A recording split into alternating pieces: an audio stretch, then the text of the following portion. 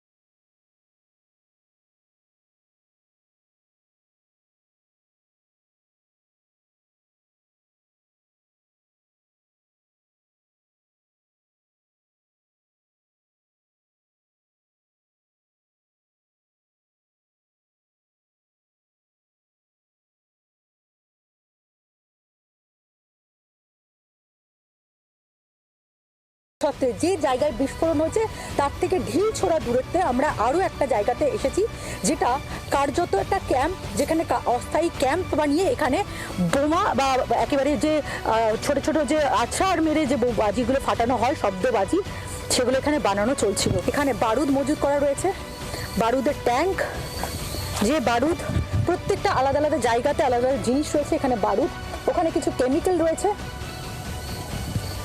সেই কেমিক্যাল এখানে মজুত করা রয়েছে।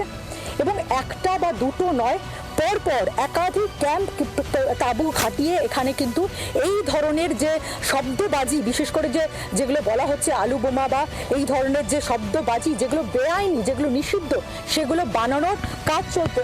কিভাবে মিলবে নিরাপত্তা? কতদিন এভাবে বারুদের স্তূপের উপরে বসে কাটবে জীবন? এখন এই প্রশ্ন দত্তপুকুরের জনতার। ক্যামেরায় প্রণয় ও রাজুর সঙ্গে অনুবাংশ নিয়োগী ও পিয়ালি মিত্রের রিপোর্ট, জি 24 ঘন্টা।